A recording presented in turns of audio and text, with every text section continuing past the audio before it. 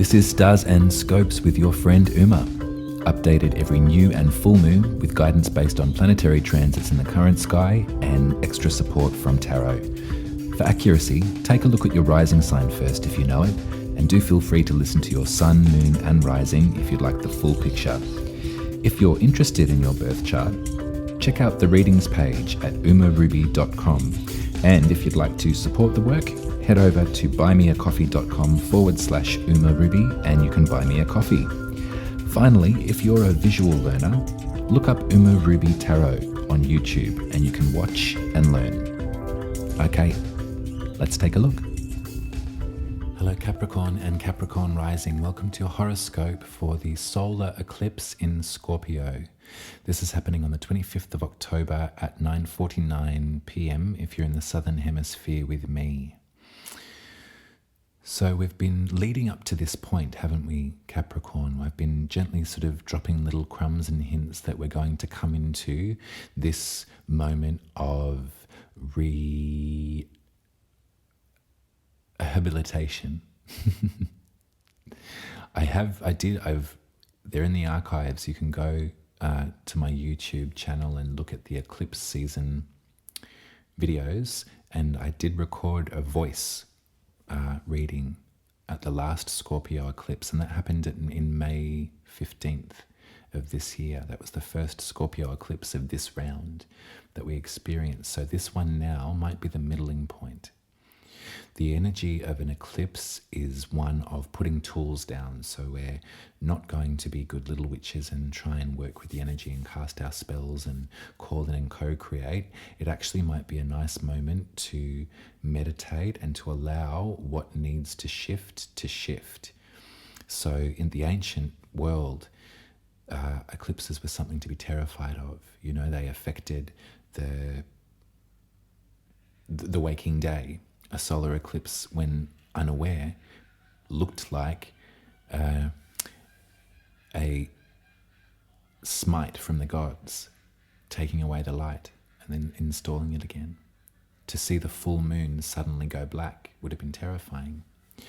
We know scientifically that that's not the case. We know that it's just simply the earth getting in the way of the moon's light from the sun, or it's the moon getting in the way of our view of the sun for a moment. In astrology, we do take this moment to allow the karmic rerouting of our lives to happen. So in that way, I want you to meditate on the energy of Scorpio. I want you to think about that idea of it being fixed water.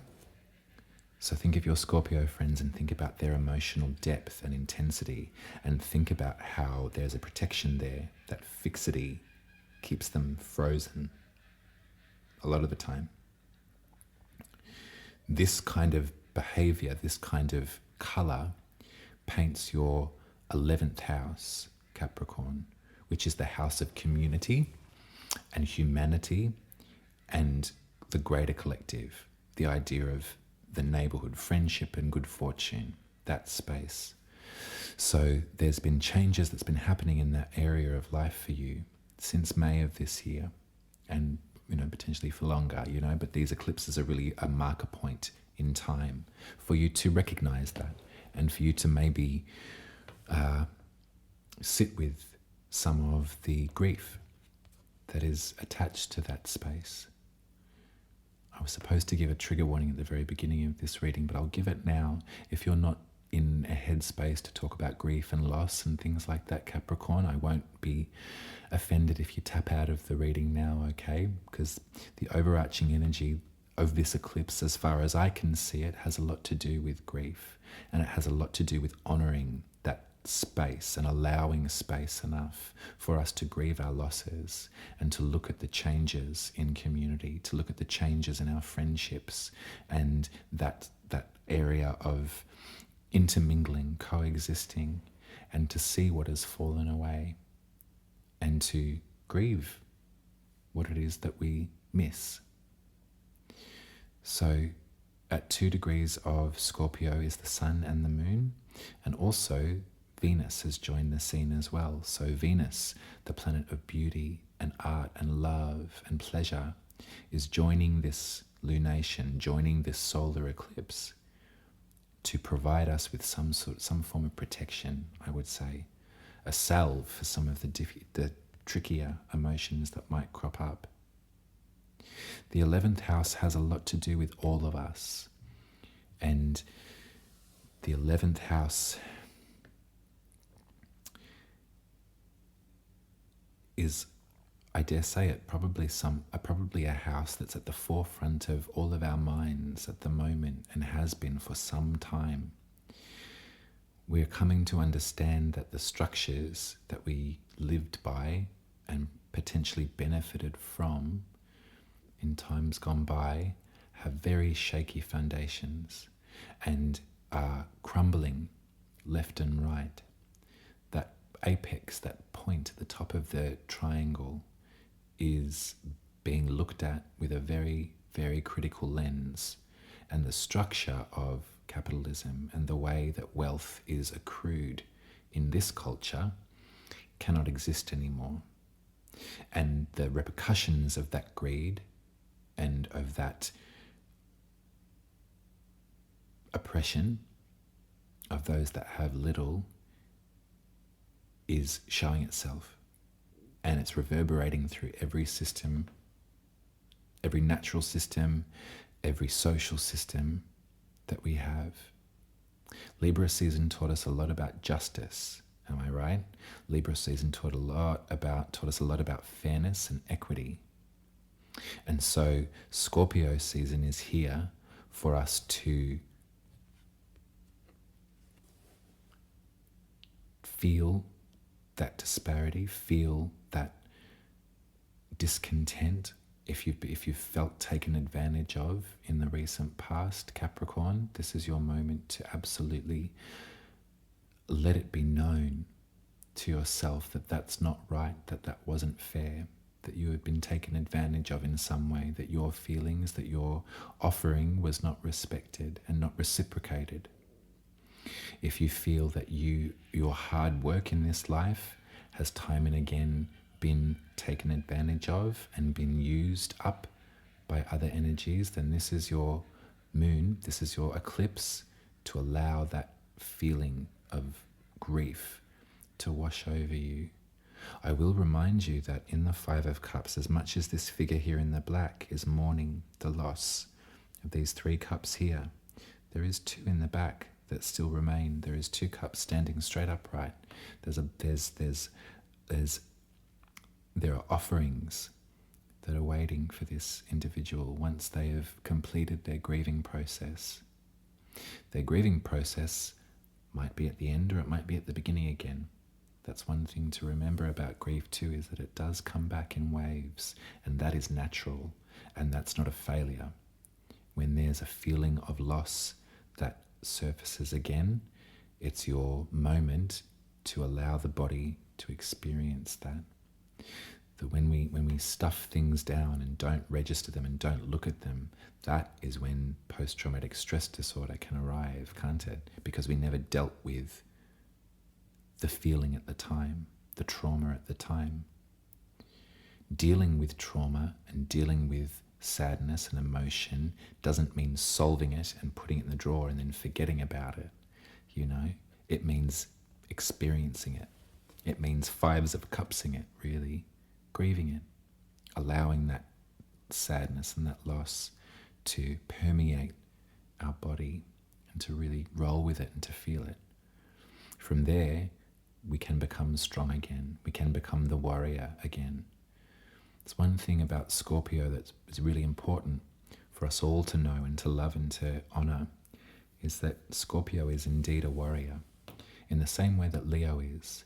Leo fights for our identity. Leo fights for our individual experience and for our pride in oneself.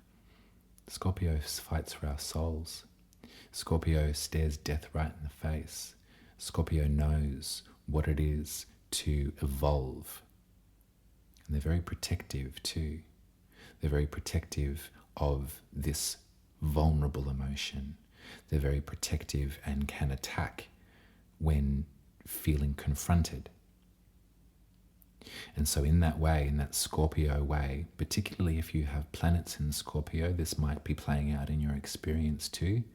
But just the idea of your 11th house being ruled by this energy, this brave warrior that has defense sewn all through it and has depth and such sheer vulnerability. I would imagine that the swings and roundabouts that humanity, that human beings are going through right now, in a micro level, probably in your friendship circles and the way that you're regarded and you regard your friends, in a macro level, it's every single human being on the planet and the inequity that we are witnessing and we bear witness to and we must talk about, we must bring it up again and again and again until the systems change. Or, excuse me, all of this bears weight. All of this has a consequence, and all of this entitles you to a moment of grief, to a moment of putting tools down at this eclipse, of not stopping the fight, but resting from the fight and allowing that water to move, allowing that ice to melt a little bit so you can grieve. You can grieve what was lost. I have for you the Queen of Pentacles, I have the Magician, and I have the Seven of Cups. And this I see as such beautiful potential, Capricorn.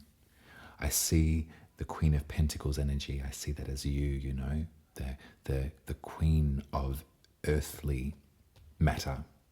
You know, Capricorn, Virgo, Taurus, you're all queens of pentacles. As far as I can see, you all rule that part. You can all teach all of us, water and fire and air signs, a thing or two about hard work and about practical application.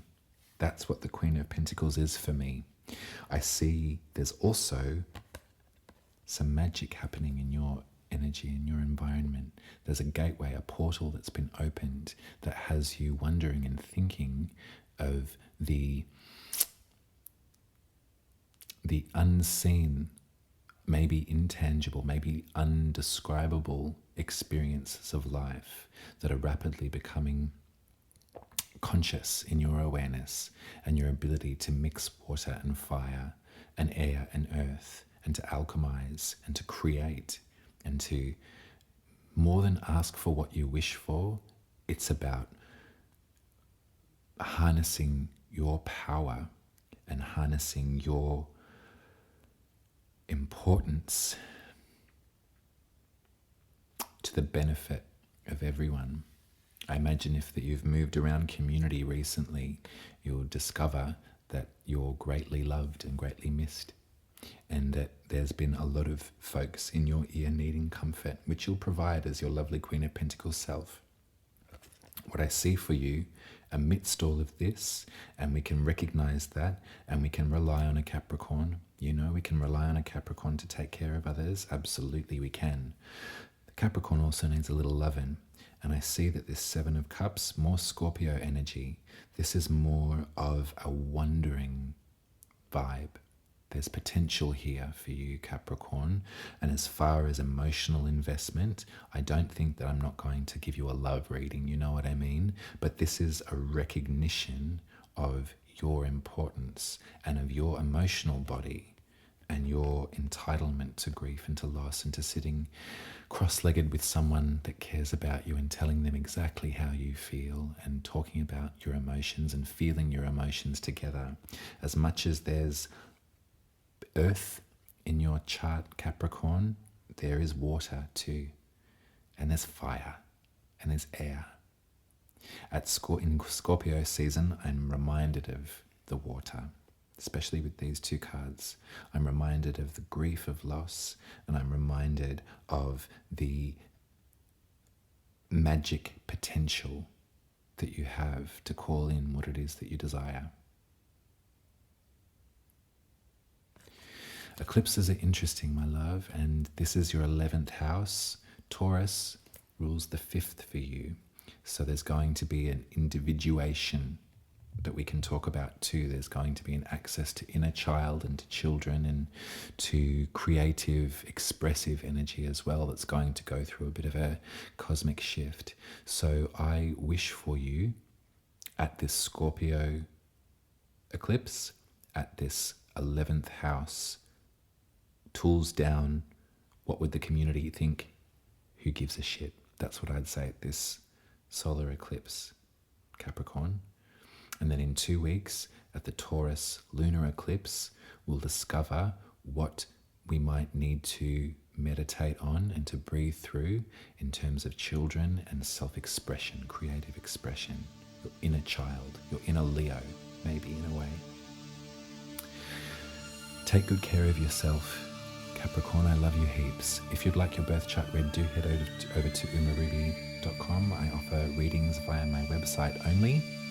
And yes, I'll be speaking to you in 2 weeks for the Taurus lunar eclipse. Until then, you take care. Bye.